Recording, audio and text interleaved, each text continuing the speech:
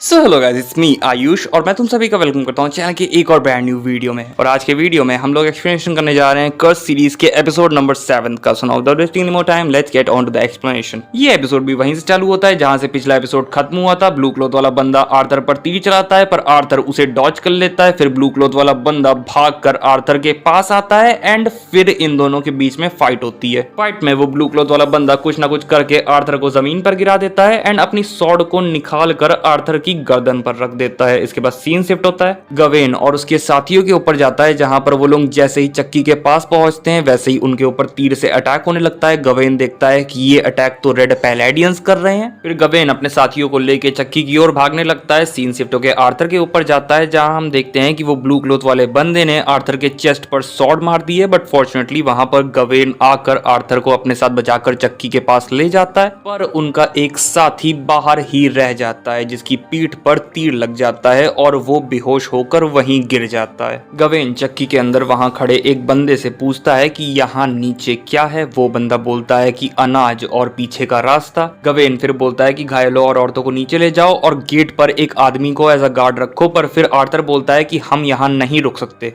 गवेन बोलता है कि भाई चुप रहे और जितने हो सके उतने ज्यादा रेड पैलेडियंस को मारने की कोशिश करो। सीन जाता है नीमुए की ओर, जहां नीमुए मॉर्गन से पूछती है कि ये कौन सी जगह है एंड मॉर्गन नीमुए को बोलती है कि ये ब्लड ब्रदर्स है और यहाँ बहुत सारे सैनिक मरे हैं। फिर काजे वहां आकर उनको बताती है कि पेन ड्रैगन के सैनिक यानी कि किंग ऊथर के सैनिक बस 1 घंटे में हम तक आ जाएंगे। साथ ही साथ काजे ये भी बोलती है कि वो यहाँ पर नहीं रुकना चाहती है क्योंकि वो ईवल सेंस कर पा रही है। एंड फिर इसके बाद ये तीनों गुफा में छुपने का फैसला करती हैं। सीन शिफ्ट होता है मर्लिन की ओर, जहां पेन ड्रैगन यानी कि किंग ऊथर के सैनिकों ने मर्लिन को पकड़ के रखा हुआ होता है, पर मर्लिन वहां से कुछ न कुछ करके भाग जाता है। सीन जाता है जंगल में, जहां एक आदमी बैठा होता है जो कि एक मछुआरा है यानी कि फिशरमैन है। उसके पास एक औरत आती है जो कि अपने साथ राजा रूगर का संदेश लाई है। वो औरत फिशरमैन से बोलती है कि अगर फिशरमैन मर्लिन को पकड़ के राजा रूगर के पास ले आता है तो राजा रूगर फिशरमैन को इतने सारे पैसे देंगे कि वो फाइनली वो शैडो लॉर्ड से अपना बदला ले पाएगा। सीन शिफ्ट हो जाता है नीमुए की ओर, जहां वो मशाल जलाकर आगे बढ़ रही होती है। उन तीनों को वहां दीवार पर कुछ वियर्ड ड्राइंग्स बनी हुई दिखती हैं। फिर नीमुए आगे जाकर देखती है कि वहां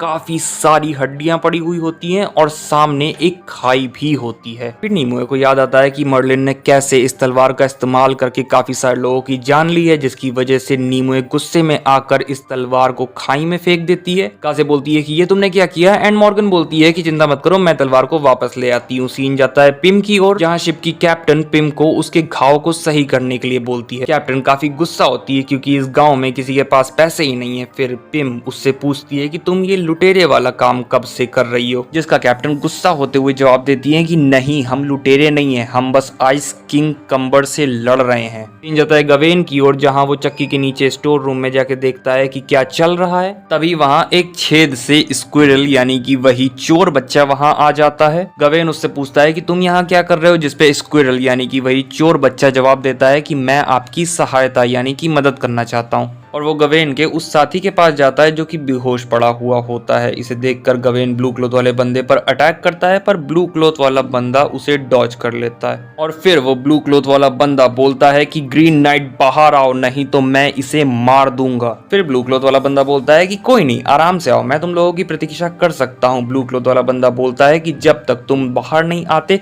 तब तक मैं इसके साथ खेलूंगा। और यहाँ पे बिल्कुल वैसा ही सीन हो चुका है जैसा पिछले एपिसोड में गवेन ने आर्थर के दोस्त को बताया था, जो कि उसकी सबसे यादगार फाइट थी। पर यहाँ पे इस बार गवेन चुपचाप नहीं रहता, छुपता नहीं है, बल्कि बाहर जाने ही वाला होता है। पर इस बार आर्थर उसे रोक लेता है। गवेन आर्थर से बोलता है कि बीच में मत आओ वरना मैं तुम्हें भी मार दूंगा। फिर गवेन बाहर जाता है, पर आर्थर खुद ही तीर से गवेन के साथी के ऊपर हमला करके उसकी जान ले लेता है ताकि वो गवेन को बाहर जाने से रोक सके। सीन जाता है एक घर में एक बुढ़ी औरत पर, जहां उसके पास उसका नौकर आकर उससे बोलता है कि मालकिन आपसे कोई मिलने आया है। और फिर हम देखते हैं कि जो इस बुढ़ी औरत से मिलने आया है वो और कोई नहीं बल्कि अपना मर्लिन है।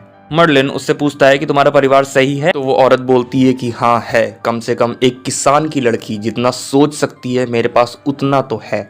फिर मर्लिन बोलता है कि तो तुम मानती हो कि ये सब मेरे एहसान की वजह से है। वो बुढ़ी औरत बोलती है कि यस। एंड फिर मर्लिन बोलता है कि तो ठीक है, अब तुम्हारी बारी है मेरे इस एहसान को चुकाने की। वो औरत बोलती है कि एक रात रुक जाओ, पर मर्लिन बोलता है कि हजारों जाने और राजाओं की जंग हमारे हाथ में है, हमें अभी जाना होगा। फिर सीन शिफ्ट होके जाता है पिम की ओर, जहां रेड स्पीयर रेड पैलेडियंस से उनका खजाना छीन कर पार्टी कर रहे होते हैं। इसके बाद फिर सीन शिफ्ट होता है मॉर्गन की ओर जाता है, जहां वो खाई में आई हुई होती है उस तलवार को ढूंढने के लिए। वो तलवार को ढूंढ लेती है, उसे उठाती है, पर उसे वहां कुछ आवाजें आने लगती हैं। अगले सीन में हम देखते हैं कि नीमुए और काजे आपस में बातचीत कर रही होती हैं, जहां पर नीमुए काजे को बता देती है कि वो मर्लिन की बेटी है। काजे नीमुए से बोलती है कि तुम किसी को बताना मत कि तुम मर्लिन की बेटी हो, क्योंकि फे लोग मर्लिन पर भरोसा नहीं करते हैं, जिसकी वजह से अगर तुमने ये बात बताई कि तुम मर्लिन की बेटी हो तो वो लोग तुम पे भी भरोसा करना बंद कर देंगे। सीन वापस से मॉर्गन की ओर जाता है, जहां उसे उसकी पुरानी दोस्त सीलिया दिख जाती है। मॉर्गन उससे पूछती है कि तुम कैसे बची, एंड यहीं पे सीन शिफ्ट हो जाता है। सीन शिफ्ट होकर जाता है आर्थर और गवेन पर, जहां रेड पैलेडियंस उस चक्की पर आग वाले तीर से हमला कर रहे होते हैं। सीन जाता है नीमुए की ओर, जहां वो काजे से बोलती है कि ये जगह थोड़ी अजीब लग रही है मुझे। फिर वो काजे से बोलती है कि तुम यहाँ रुको, मॉर्गन अभी तक नहीं आई है,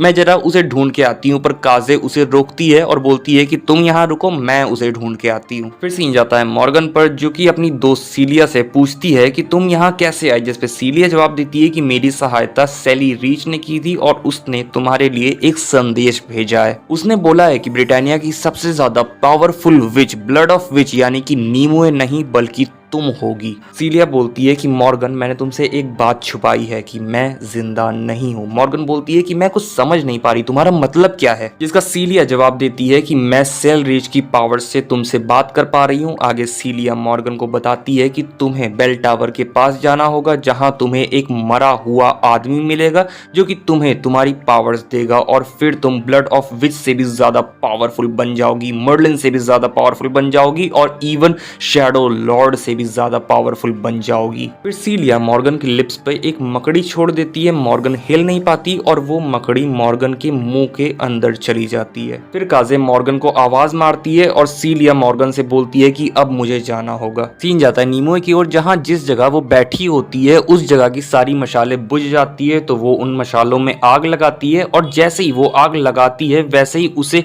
कुछ विजन्स आते हैं आर्थर और गवेन के कि वो दोनों मुसीबत में हैं। फिर सीन जाता है आर्थर की ओर, जहां गवेन आर्थर से बोलता है कि तुम फे लोगों को लेके बाहर जाओ, मैं रेड पैलेडियंस को अपनी तरफ उलझा के रखूंगा। पर आर्थर गवेन की इस बात को रिजेक्ट करता है, मना करता है और बोलता है कि नहीं, मैं भी तुम्हारे साथ चलूंगा। इसके बाद स्क्विरल यानी कि वही चोर बच्चा उन दोनों के पास आके बोलता है कि सर मैं भी हेल्प करना चाहता हूँ, मैं भी हेल्प करूंगा। जिसके बाद गवेन स्क्विरल को फे लोगों को बाहर ले जाने के लिए बोल देता है, और आर्थर और गवेन फाइनली फैसला करते हैं कि वो लोग बाहर जाके रेड पैलेडियंस को उलझाएंगे। पर उससे पहले आर्थर गवेन से पूछता है कि क्या तुम नीमुए को पसंद करते हो, जिस पे गवेन जवाब देता है कि नहीं, वो मेरी छोटी बहन की तरह है। जिसके बाद आर्थर बोलता है कि ये सही है, तुम मेरे प्यार के दुश्मन नहीं हो, तो अब हम एज ब्रदर्स यहाँ पे मर पाएंगे। फिर वो बाहर जाते हैं और रेड पैलेडियंस के साथ लड़ाई करना शुरू कर देते हैं। इस बीच ब्लू क्लॉथ वाला बंदा देखता है कि चक्की पर जो आग लगी है उसके साथ कुछ हो रहा है, कुछ अजीब। फिर आर्थर गवेन और बाकी सब देखते हैं कि जो धुआं आग से बन रहा था वो बवंडर का रूप ले लेता है और रेड पैलेडियंस पर गिर जाता है, जिसकी वजह से आर्थर और गवेन को वहां से भागने का चांस मिल जाता है। वो दोनों वहां से भाग जाते हैं। रास्ते में उन्हें नीमुए मिलती है